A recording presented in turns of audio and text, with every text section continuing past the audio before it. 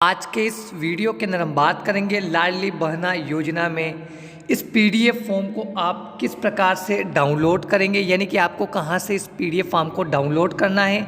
Download करने के बाद इस फॉर्म को आपको किस तरह से फिल करना है, यानी कि इस फॉर्म को किस तरह से आपको भरना है। फॉर्म को भरने के बाद आपको इस फॉर्म को कहाँ पे जमा करना है और फॉर्म को जमा करते समय इस फॉर्म के साथ में कौन कौन से वो डॉक्यूमेंट हैं जो आपको लगाने हैं, इसकी कंप्लीट जानकारी आपको इस वीडियो में हम बताने वाले हैं। तो आप इस वीडियो पे बने रहिए।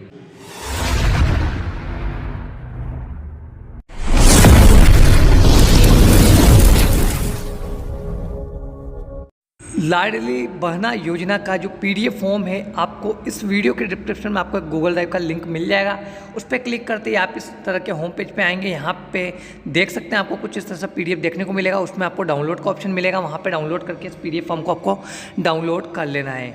डाउनलोड करने के बाद आपको इस पीडीएफ फॉर्म को किस प्रकार से फिल करना है, जैसे कि आप यहाँ पे डाउनलोड पे क्लिक करके डाउनलोड कर लेते हैं, जैसा कि आपको भी डाउनलोड कर लेना है। डाउनलोड करने के बाद आप इस पीडीएफ फॉर्म को देखेंगे। जैसा कि आप देख सकते हैं, मुख्यमंत्री लाडली बहना योजना 2023, कुछ इस तरह से आपको फॉर्म देखने को मिलेगा। सिंपली आपको फिल करते समय आप देख सकते हैं, आवेदन हेतु आवश्यक जानकारी का प्रपत्र। सिंपली आपको किस प्रकार से इसको फिल करना है। लाडली बहना योजना जो फॉर्म है, इसको आपको ध्यानपूर्वक बिना गलती किए आपको इस फॉर्म को फिल करना है। सबसे पहले आवेदिका का समग्र आईडी, यानी कि आपको आवेदिका का जो समग्र आईडी है वो यहाँ पे आपको फिल करना है। उसके बाद आवेदक का आधार कार्ड नंबर, जो 12 अंकों का जो आधार कार्ड नंबर है वो फिल करना है। उसके बाद आवेदक का आवेदिका का नाम, यानी कि उनका नाम लिखना है आपको यहाँ पे सही तरीके से।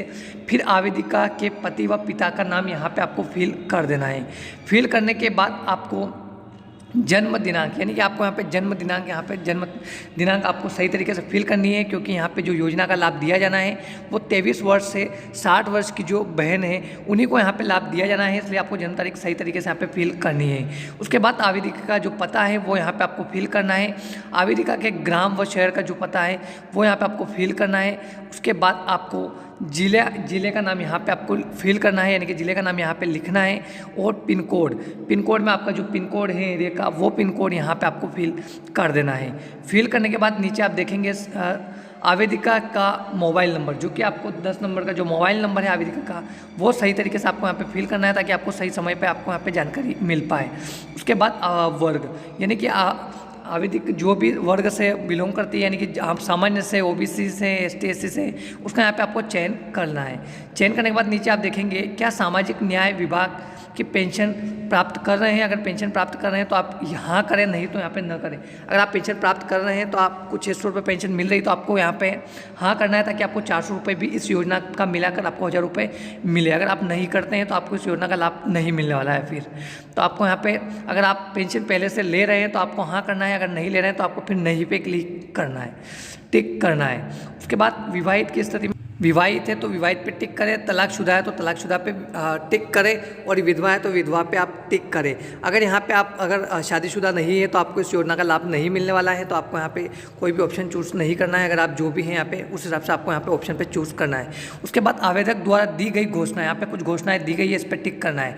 आप देख सकते हैं, मेरे परिवार की सम्मिलित रूप से वार्षिक आय 2.5 लाख रुपए से कम है। अगर कम है तो आपको यहाँ पे टिक करना है। उसके बाद मैं स्वयं तथा मेरे परिवार में का कोई भी सदस्य आयकर दाता नहीं है। अगर आयकर दाता नहीं है तो आपको टिक करना है।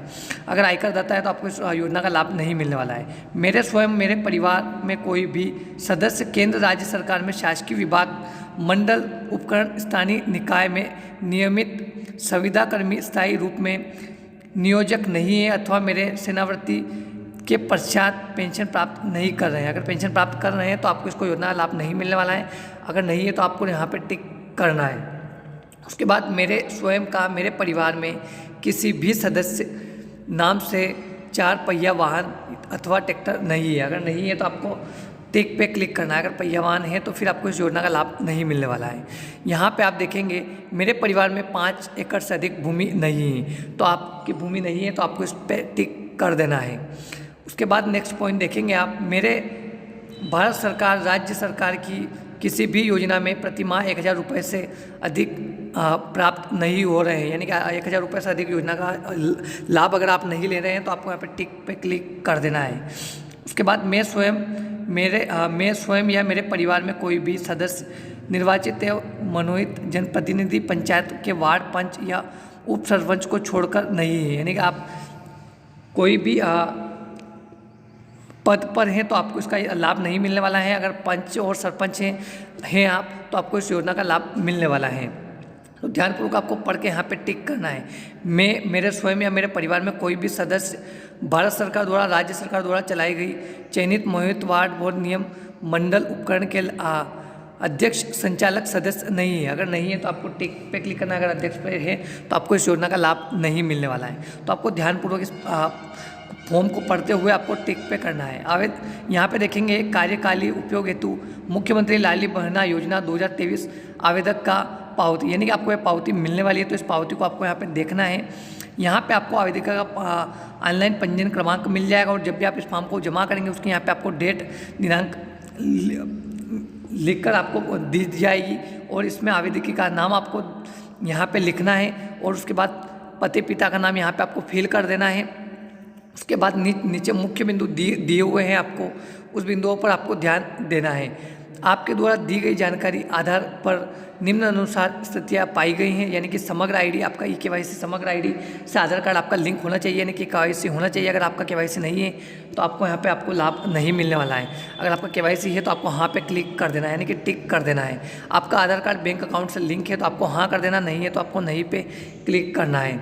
आपका बैंक अकाउंट DBD अनेबल होना चाहिए। अगर DBD अनेबल है तो आपको ये राशि आपके सीधे ही बैंक खाते में मिलने वाली है, तो आपको यस करना है। अगर नहीं है तो आपको नहीं पे क्लिक कर देना है। उसके बाद आपको ये मुक्त बिंदु आपको फिल करना है, सारी जानकारी आपको सही तरीके से फिल करना है। और आपके नज़दीकी जो भी यहाँ पे भी कैंप लगाए जाएंगे, ग्राम पंचायत में, आंगनवाड़ी में, या आप अगर शहर से तो आपके नगर पालिका में जहाँ पे भी कैंप लगाए जाएंगे उस फॉर्म को आपको वहाँ पे जमा करना है। और इसके साथ में जो भी आपके डॉक्यूमेंट हैं, यानी कि वो सारे ही आपको इसके साथ में लगा कर उस फॉर्म को उस कैंप के माध्यम पर जहाँ पर भी आपके आवेदन होंगे वहाँ पर आपको जमा करवाना है। जमा करवाने के बाद आपकी 1000 रुपये की जो लाडली बहना योजना में है वो मिलने शुरू